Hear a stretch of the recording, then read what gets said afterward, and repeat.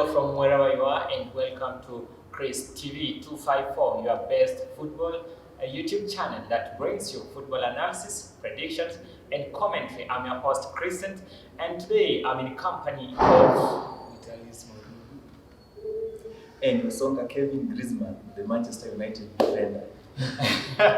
and we are here actually to bring you the football analysis of the best rivalry in the English soil. And this is Manchester United going head to head with Chelsea in Stamford Bridge Stadium.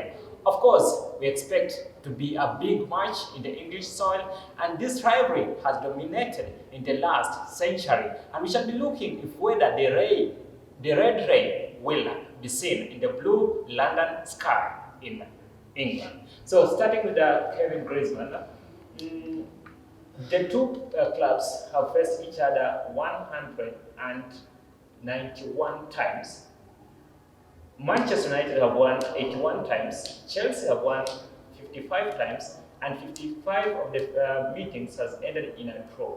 What's your view on this Saturday clash? Yes, in fact, I'm very disappointed because of late, before the match, we always expect it to be a very big match, a very great match. But when it comes to the day, it becomes a very boring match. It seems the two teams fear each other according to the past fixtures, because they have ended in a draw. I think like four of them have ended in a draw. So it is my prayer that tomorrow, let both teams come out and show their A game. We don't want a game where someone is so conservative, he doesn't want to come out. So I expect tomorrow to be a big game, because even in the previous fixtures, the team that always comes out to play normally thrashes the other a good number of goals. So I'm looking forward to a big game, but I will not be surprised if it ends up in a draw. So Kevin has talked about the match being boring, and when you look at the head-to-head statistics, in the last 5 meetings, they have drawn 4 times, and one of the fixtures, Chelsea won by 3-1 back in Old Trafford. Do you see the match still, Saturday's match being that boring as he has said it? For me, I'm hoping that the match will be a great match. I expect goals, but of course, if any team can score, and if any team can't pressure another team, then it's going to be boring. We expect to see Chelsea, the only big team which is playing on Saturday is one. No. There's only one big team, that is Chelsea. The great. Blue is our color and football is our game. We're going there, we will thrash them. Let me tell you, we will not be lucky. You know, the other time is like last season, we were lucky when Jorginho made a bowler and Sancho fell on it. But we were the best contenders. And some other matches, some other matches where we have had a referee decision going against Chelsea. You remember when Maguire entangled someone has been quoted, it's straight sending off. Then the same Maguire comes and scores the winning goal. Maguire again, he stepped on Batshuayi's balls rather than the other ball. So he talked of rivalry here and entangling in this fixture, maybe rugby tackles being seen or World War features featuring in this match. And at a point, you refuted his statement that Chelsea is not a big team in England. How do you defend yourself on that? Manchester is obviously the biggest team in England. Based on what? Based on the number of trophies. 20 trophies, Premier League trophies. In the last century, how many have you won? It doesn't matter. When you look at in the last decade, I beg your pardon. In the last decade of tenure, I think 3. Remember, Chelsea from 2004 to 2022 have won 5 Premier League trophies. Stop showing off with cups that were won even before you were born. So away from that, Kevin, it seems Chelsea and Manchester United are having slightly difference in the same record this season. Like in the last 5 fixtures, Manchester have won 4 of their fixtures, have drawn 1. Chelsea have won also 4 and have drawn 1. But this game, Chelsea and United, will they draw so that this the fixture record remains intact? So talking on as a Manchester United fan, obviously I will expect a win from my side. But now going to the now game itself, as I've said, Chelsea's form compared to also our form, it's like they are equal or they want to have some similar results. But Chelsea have come from, I think we had the toughest game. Though people are saying, oh no, Brentford this season is up, it is their season, it is their time. But I think Tottenham is more tough compared to Brentford. So coming to this match, I expect my players to step up and play these people. It should be an end-to-end game and score goals, and I hope Manchester will win the game by first half. So close the business. All right, still there now. He talked of this fixture ending with a big goal margin or many results being recorded in this fixture. In the last 5 meetings, we have seen 0-0, 1-1, and the biggest goal margin was when Chelsea beat United at Old Trafford 3 goals to 1. So do you agree with him that there will be very many goals in this fixture? No. They want to go past 3 goals. They want to go past 3 goals. That's what I've said. The two teams play a very preservative game. They are very careful. They don't want to commit mistakes. So maybe it will be a 1-0. But I know both teams will score. So it will be either 1-1 or 2-1. It can't go to the 3-4. I don't think it will go to that point. So you just talked of many goals. Back to you. And we've seen Kepa Arrizabalaga keeping 5 clean sheets in the last 5 fixtures. So when you mentioned of many goals, would they be on the Chelsea side or United side? United. Okay. Looking at the two Spaniards, the Chelsea side they have Kepa, and the Manchester side they have De Gea. Both of them they want to play in the World Cup, and they want to put their A game in the game tomorrow. So I think that both of them will make outstanding saves. I have my respect to David De Gea. He's a great and he's a good keeper. But also Kepa, he wants to show, he wants to outshine maybe. He wants to take the #1 spot. We know Kepa cost around £72 million when he was transfer fee. He was on ridiculous wages. So he wants to prove that he is the main man. He's on a 7-year deal contract since he joined Chelsea. Maybe he's looking for the contract extension. And I respect Kepa because of the way he behaved from the bench. Wherever he was on the bench, wherever Mendy was playing, you could see the guy coming home, supporting the teammates, telling them, instructing them, you guys, you need to put on you need to be serious in this game, you need to do this and this. So I expect he was disciplined. So I expect tomorrow to see outstanding saves, though he's limited of height. He's a bit short. So if he finds somebody who is shooting outside the box, who is a player of the profile like Anthony. Anthony will be a big threat to us. And looking at Sancho, he will cut in from the left hand side. Right now we are short of Reece James, and when Chelsea is short of Reece James, they play another different style because Reece James is another decent left back. We shall be coming back to those key players. Back to you, Kevin. He just mentioned of Kepa being disciplined. At Sarri's time, we saw him not coming out when he was called to be substituted. Do you think he worked on that problem? I think so. He worked on that problem. And also, maybe, I think when Mendy also, maybe the day Mendy will be given a chance. The day Mendy will be given a chance.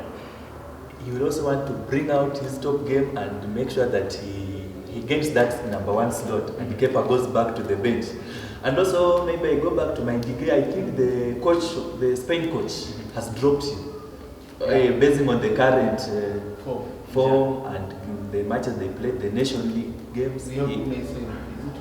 We also have the likes of testing. No, not testing. It's Unai Simon. So De Gea was dropped. And when De Gea is dropped, it is obvious that maybe we shall look at Arrizabalaga. So that's why I think he's also making these struggles to make sure he features in the team and he comes out as the top goalkeeper. Spain carries him as their number one. So, still with goalkeepers, and just going to Kepa Arrizabalaga, we saw he has been given a chance this time, and he's performing outstandingly. We saw Edouard Mendy, he won the FIFA goalkeeper of the season, even though he was not included in the FIFA 11. You see? So, do you think Arrizabalaga should maintain that first position, or should Mendy also be given a chance? Mendy, I have my respect for him, but based on his recent form, you see, whenever a player is benched, he always comes back strong. You know, wherever you know that I'm this number one keeper, even if he makes how many howlers, you'll know that he knows that at the end of the day, I'm the number one keeper, so they won't bench me. I am happy that he was benched. Also remembering that Leeds incident. Yeah, where the same Mendy cost Chelsea the UEFA competition when he came outside the box to play with Benzema. And you know Benzema and there is a coach. When you talk of Benzema and goalkeepers, we also remember the likes of Karius at Liverpool. So I think benching Mendy is the best decision made by Chelsea and Potter to give even Kepa a chance. Kepa is a good goalkeeper from the bench. Definitely. So it will the day that Mendy will get a chance, he too will try to shine because of the World Cup and other competitions. Before looking at the key players, let's just talk about Stamford Bridge. Do you think it will provide that necessary atmosphere as the one we saw at Anfield when Liverpool, actually because of the atmosphere, beat the at the time they were actually the team that cannot be stopped. This is Manchester City, the irresistible football forces in the English soil and also in Europe, and we saw they won the best club in the world. So, but because of that atmosphere at Anfield, they were stopped by Liverpool. Do you think that same atmosphere will be seen at Stamford Bridge when Chelsea faces Manchester United? Actually, it's ironical that Chelsea have had the worst run at home rather than the away runs. So last season, Chelsea was performing better away from home rather than at home. So I don't see the Stamford atmosphere that affects the players. So it's about the discipline, the hunger, the zeal that they will have tomorrow that will bring out the best in them, not the Stamford atmosphere. All right. Away from the same way we saw Villa when Chelsea were playing against Villa last weekend. In Villa, the fans were so much agitated and they were demanding results from the Villa side. But at the end of the day, Chelsea won. And around the 75th minute, you could hear now the Chelsea fans making up maybe even a small portion of the fans that they were there in the Villa, the park. The Chelsea fans were more audible than the Aston Villa fans, and we saw that the Aston Villa fans leaving the stadium. So it's not about the atmosphere, it's about the discipline that you bring on the pitch and about the tactics and about the individuals who are willing to take risks for the team. And back to you, Kelly. After a 2-win massive win against Spurs, Manchester United are 5th on the log and they are 8 points away from the table leaders, Arsenal. Do you think at this point now we can say Manchester United are title contenders this season? Title pretenders. No, I don't think if we are at that stage, maybe we require like a season or two to reach those levels. So we may just finish maybe in the top 4, but being a title contender, I don't want to have to break myself come the end of the season. When I say maybe City, I know Arsenal will not lift it, but when I see my neighbors carrying it, I don't want to have to break myself. So I'm limiting my expectations. Let's finish within the top 4, and also urge all the Manchester United fans just to join me. That is not title contender. Yeah, that one I think for now, let's leave for the heavyweights. When I talk about heavyweights, I mean Manchester, not this Chelsea. So, Richard, Yes. with the quality at Manchester United, do you agree with his views, or are you do you have different views from his? Naona uwezo. Naona I completely agree with him. Because, okay, sometimes you need to tell yourself the bitter truth. It's called the bitter truth. You see that this team is not performing. You know, there's that title winning performance. And there's that title But look, retaining performance. they have not lost in their last 5 That matches. doesn't mean that The last defeat was against Manchester City, and That's- let's not talk about that because it was dismantling actually and humiliation in football history. That doesn't mean that they won't lose, Mhm. that they will continue with that form. Actually, But they have picked the form. You look at the form, their current players on form. You look at their bench, the quality that they bring off the bench, and you look at the coach. Ten Hag, this is his first season in the Premier League. And Pep Guardiola, as he said, he is an experienced coach in the Premier League. So I think they might finish in the top 4. They might. It's not assured.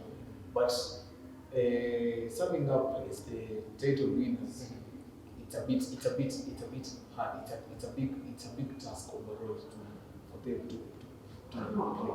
All right, Kevin, if United win against Chelsea this Saturday, they'll go 2 points ahead of Chelsea and they'll be in top 4.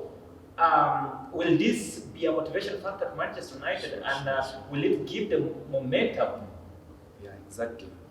We need that win. We desperately need that win. Yeah, you know, the moment you taste that top 4, just being in that bracket, there's that motivation, that's a strong feeling that comes with it. So, Kiburi. yeah, the kiburi thing that comes with it. It's the pride, you walk around boasting.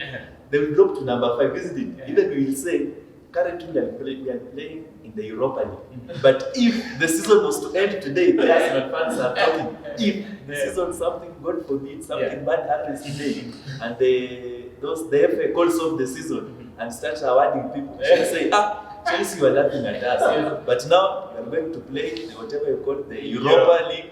Sisi tunatembelea kwa ndege. So it will be a motivating factor and it will be very good. It will be a step for us. United beat Spurs in the last match, 2-0.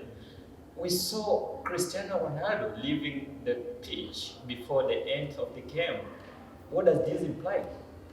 It implies discipline and lack of respect to the fans. It's okay, sometimes you have your personal ambitions, but at the end of the day, the club is greater than you. You don't care if you're Ronaldo, Messi. Sometimes you need to give the respect to the fans, to the team, to the culture, because at the end of the day, Manchester United will run with or without Ronaldo. But Vitalis, Because remember, Cristiano Ronaldo is the skipper to Portugal, right? And Portugal needs Cristiano Ronaldo at his best form. And remember, World Cup is less than a month away. Do you think Ten Hag is doing the right thing by benching Cristiano Ronaldo, yet Ronaldo has to win the World Cup in the best form? okay, let me tell you something. Before a coach benches you, you see, there's a training center. They go to train at Cardiff. They go to train. He must look at what you're giving at the training center. So if you're not giving your best in the training center, you know that Ronaldo's heart and his motivation is not in Manchester United right now. The guy has not played in the Europa League for 20 plus years. This is his first time in 20 plus years. He has that pride, that ego, that I, Cristiano Ronaldo, am not supposed to play in the Europa League. His heart is not in Manchester United, so he won't give his best. So if you have a toxic player, why should you give him the chance? And yet you have the likes of Sancho, Rashford, Bruno Fernandes, Fred, who scored actually a goal midweek. You have some quality, even some young players like Elanga, Martial. They, as in, why? Why should? Still there, Vitalis. I remember defended Erik ten Hag when he never brought Cristiano Ronaldo during that 6-3 humiliation by Manchester City. And he said, the coach, Erik ten Hag, said it's because he didn't want to destroy his reputation or the profile of Cristiano Ronaldo as a big player. Yeah. If when United was leading against Spurs, why couldn't he have brought Cristiano Ronaldo? Okay, if you have other options, and if the number 9 position is not an option, okay, where do you bring him to play? Why? Already lost. Where do you expect to play? Because the number 9, I see that this player is delivering as a number 9 and he's okay. Okay, why do we bring you on? You remember when he brought Martial on when they were playing against Manchester City? Though they lost, Martial put in a good performance, an outstanding performance. Sure. So I think that Ronaldo at the moment he should lower his ego and respect Manchester United and respect the coach, because sometimes The club is bigger than the club is bigger than you, and sometimes the divisions they go against you. And the best thing that you can do when you're on the bench is at least encourage those people who are suffering in the team, who are suffering in the first 11, the 11 players on the pitch who are suffering for the whole club. Yeah, because playing 90 minutes, that's a lot. It takes a lot of determination, and you must be on the top. So, Kevin, do you have different views from Vitaly's views? I just want to second him, and on this one, I also have bitter words for Ronaldo. So, no, when we were growing up, I think we grew up with those.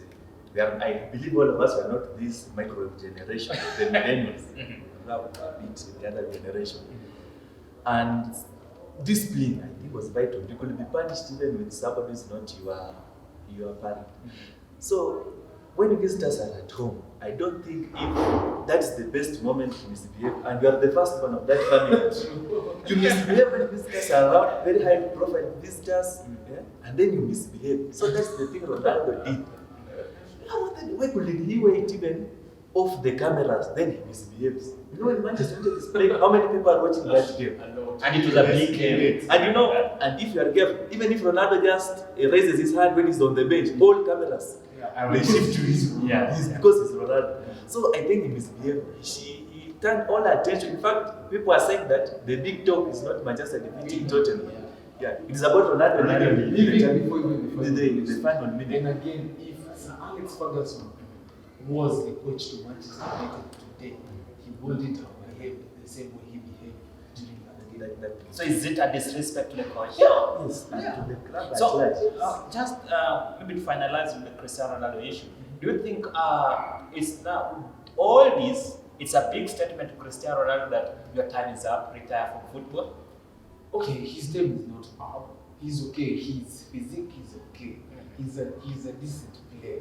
He should not retire, but he should be disciplined, and he should be an emulation, as in he should teach the younger players, the likes of Elanga, the likes. We don't want players going Greenwood, the Greenwood way. We want the Elanga. We want players like Elanga to come up being decent players. This young guy of I don't recall his name, but he's a very great talent.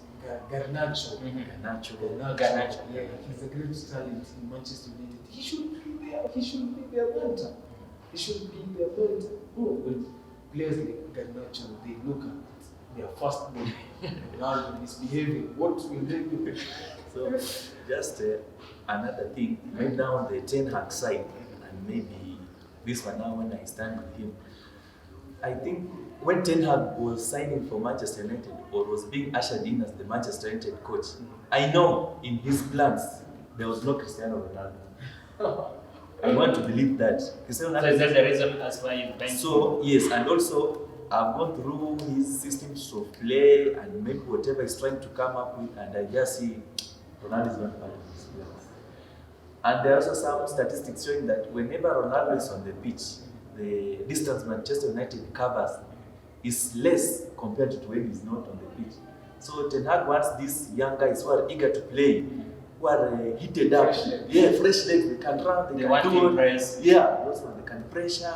So those are the kinds of people Ten Hag wants to work around. And also, you know, it is a long-term project. Ronaldo is 37. You cannot build your team around a 37-year-old guy. My friend, that team You will not build see around the the light young of the talent. trophy. Yeah, you can't. That's build it. what we're seeing at Barcelona Yeah. and Arsenal. Who is so indisciplined, who is misbehaving. In fact, that day he could have just have packed and left. So away from Cristiano issue, now Vitalis, in a goalless draw between Chelsea and Brentford, we saw that Thiago Silva was not involved in this match. The evergreen. All right, let me use this now. The evergreen. Yeah. So, in your views, do you see maybe is Graham Potter coming to face Manchester United with a defensive mentality? Yeah. Not a defensive mentality, but he's looking forward to the games that he has to play. He has to play against Manchester United. He has to play against Salzburg. And Salzburg is not a team to be looked down upon.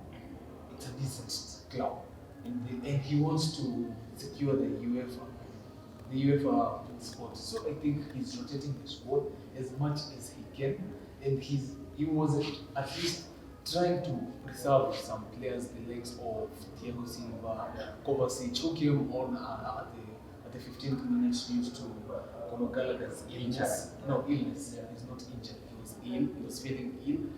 The likes of Auba, the likes of Sterling, the likes of Ben Chilwell. Actually, I see him. He's at least trying to monitor the playing time, so that they can deliver. And he was trying to also monitor them, so that he could preserve them for this game, so that we can beat Manchester United, beat them. Some respect. So, Dennis, we haven't seen Chelsea dismantling any of their rivals or any of their opponents more than 5 goals. Does this mean that Chelsea no longer have a striker like Didier Drogba? Yes, true. They do not have the decent number 9. So who can be the next Drogba at Chelsea in your views? Christopher Nkunku. All right, so back to you, Kevin. And even Mason Mount, the boys, they learned about the boy who Ah. had a dream. No.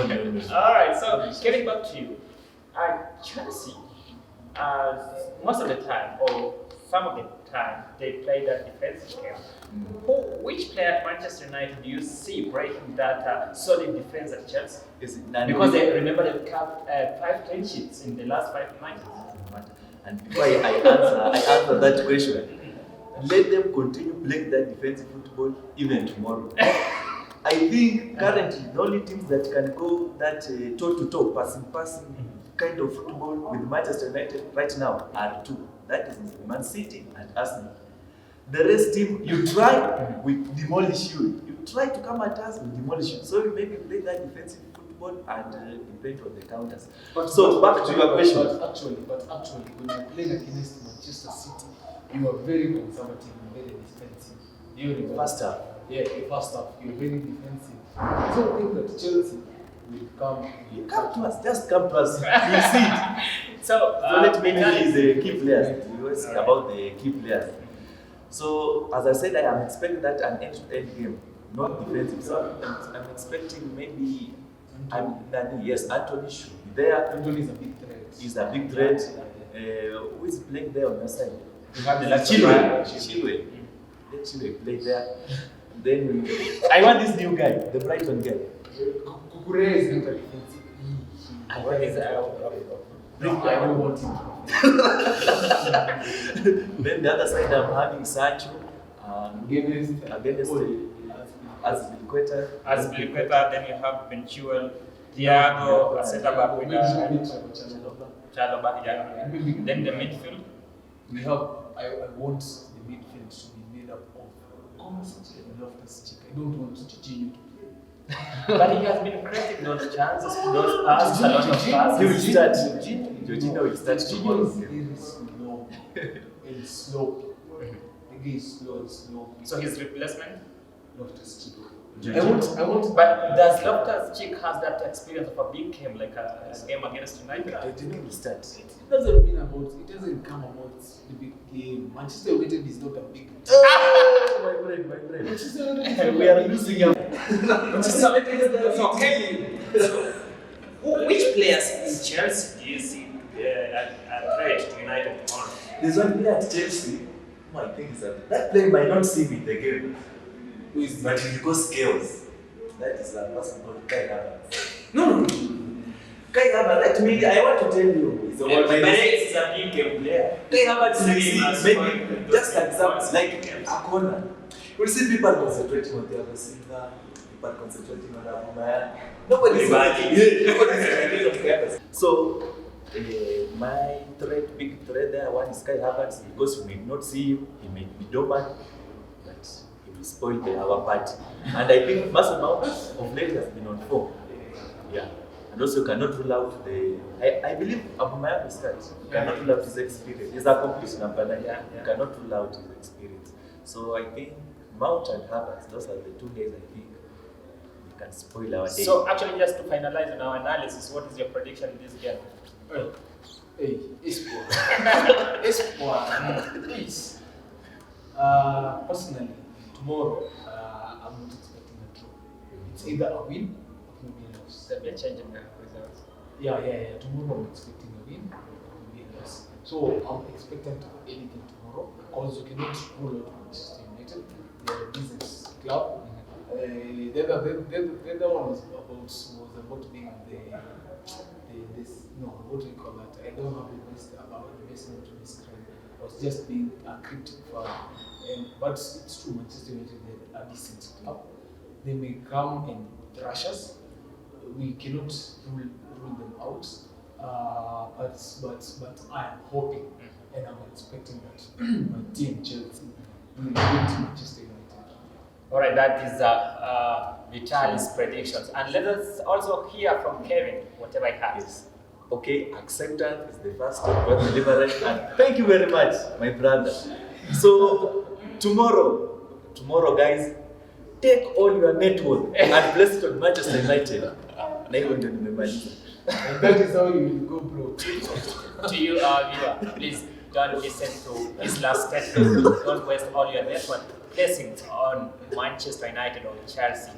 Bet responsibly, and remember, it's not actually allowed to any person who is under the age of 18. So Vitaly Sir Kevin, it has been actually a pleasure having you with me here in this analysis of the big match between Manchester United and Chelsea in Stamford Bridge. So to you, it has also been actually a pleasure having you with us, and we shall be waiting to see if whether Stamford Bridge or the English capital, London, will be either painted red or blue. I have been your host, Crescent. Until next time, goodbye for now.